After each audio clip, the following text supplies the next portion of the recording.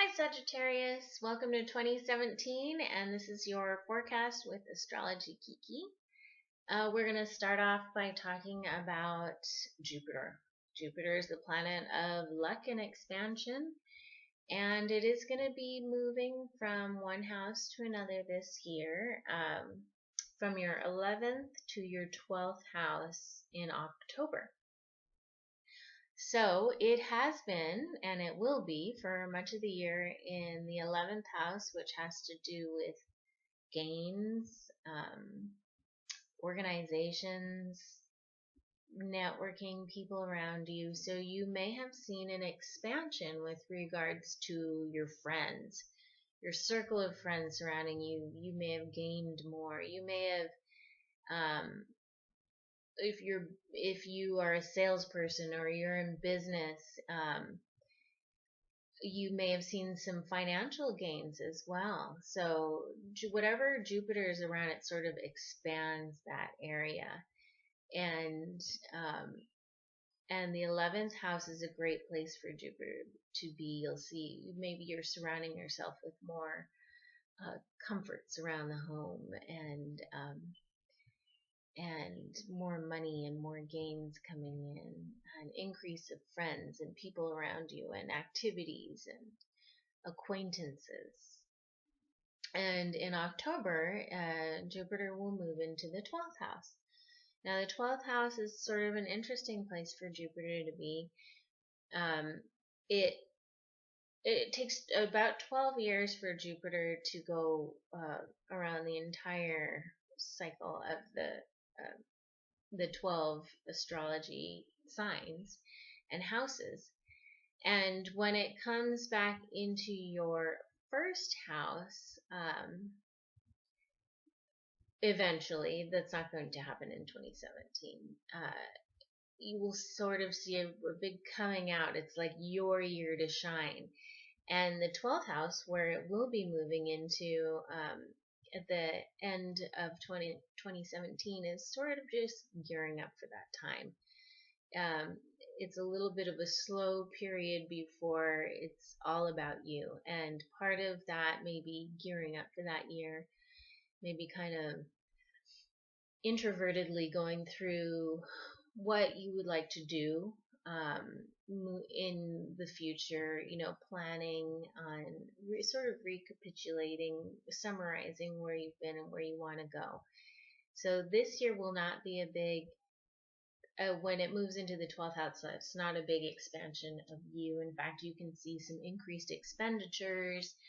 You may see some long distance travel, but it's a little bit of a slow period for Jupiter before you head into the first house transit, which will come later down the road. Now, Saturn is also transiting in 2017, and Saturn is the planet of restriction and teaching you lessons, and it can be a little bit of a harsh planet in terms of the lessons that it teaches you, but it's always for a beneficial result. So by the end of the transit, you will have learned your lessons and be better prepared to move into the next however many years, because Saturn doesn't come around in the same house for a very, very long time. So Saturn will be going from your first house, and it will move into your second house, but not until the end of the year in December. And Saturn in your first house can be a very tricky time. It can be a little bit of a low self-confidence, low self-esteem period. You may feel like your challenges are pretty heavy. I had a very rough time going through when Saturn went through my first house. I had big transitions with regards to my business, and it was tough. There were, you may run into a lot of issues, but what Saturn is doing is trying to teach you how to overcome certain obstacles, whatever they may be, so that you can move forward and better your life. And I think that's one of the things about the first house is, kind of incorporates initiating and your goals and dreams and going after your what makes you you and unique and individual. And by the end of that transit, you may have a better grasp of what that is. In December, Saturn will move into your second house, which is another challenge altogether. Second house is your house of finances and earned income. And there may be some lack when it comes to that. Saturn may teach you how to budget and prioritize. Again, the intention behind that is when Saturn leaves that house, you will be better prepared to move forward. So you will have learned that lesson of how to save more,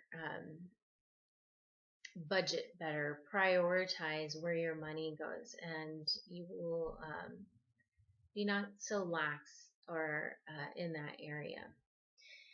And you also have the North Node moving from your second house to your first house. And that will happen in May. And the North Node is really, it's sort of what you need to do or participate in order to feel personal growth and personal success. And the focus there up until May in your second house would be budgeting and how you can leave a legacy for your heirs, as well as increase your savings, something to pass on. So it's kind of interesting that as your North Node, that's where the focus has been. It'll move into the first before Saturn goes into your second house of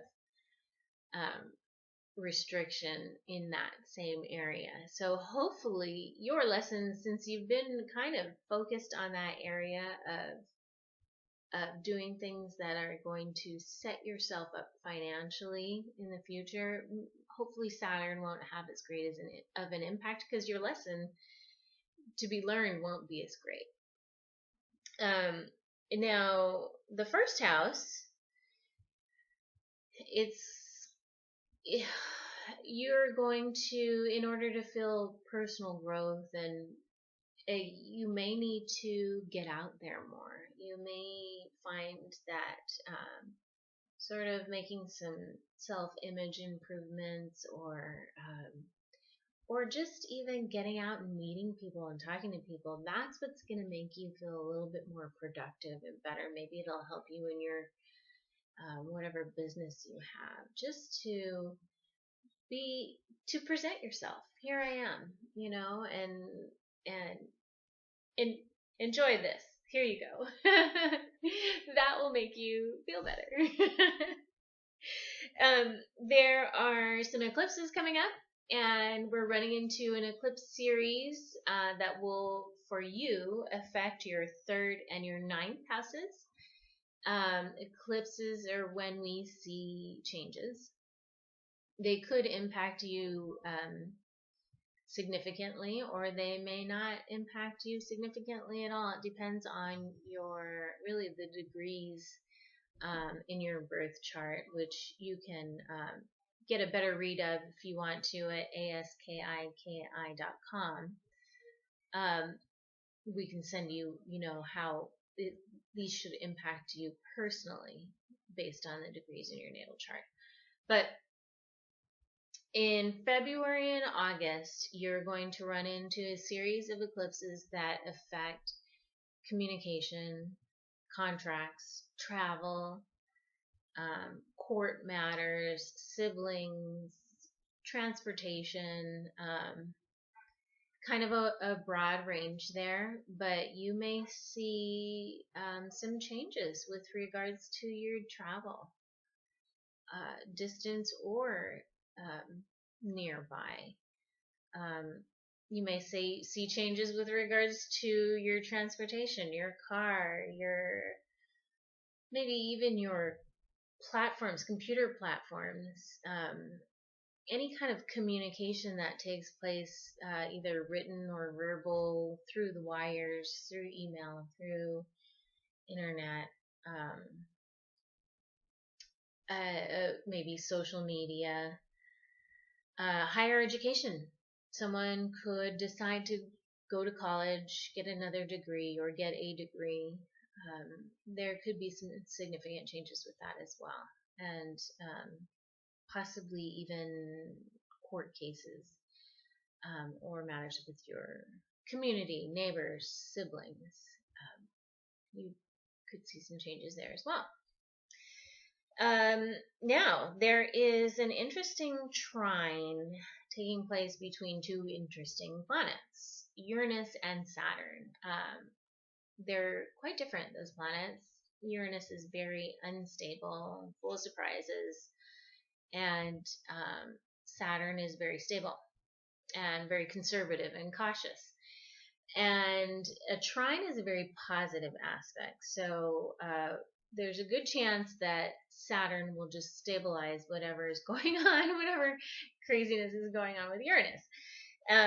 But these will affect your first and your fifth houses. So again, first is, you, your personality, yourself, your goals and your dreams, how you present yourself, your appearance. And the fifth house is a very fun house. It's a house of sports and community and creativity and children and romance. So when you have this trine taking place, it's very rare trine too. These are slow moving planets. And although it will happen 3 times within this 1 year, this is something that is extremely rare. So there will be a trine that takes place at the end of December of 2016, and then again twice in 2017, in the middle of May and the middle of November. And these will impact those 2 areas, your self-image, as well as fun and romance and dating and children, and creativity. This is a really fun aspect for you, and you may see a little bit of a thread running through from the December and then May, when it reoccurs again in May and then again in November. But it could mean so many positive things for you, where maybe you're dating and this is a really productive time for you, or maybe you would like to have children, and so those would be some pretty opportune times to get on that. Or maybe just good times to spend with your children. And again, you have Saturn, which is very stabilizing. And then you have a planet of unexpected events. So, depending on how it affects you and in what area specifically it affects you there, it could be very positive, and it sounds like a ton of fun. So I think you're going to have a good 2017 if you can just, bear with Saturn and sort of the lessons it has, and maybe the more diligent you are with your budgeting and being just responsible, you might not have as many lessons to learn from that planet. Okay, thank you.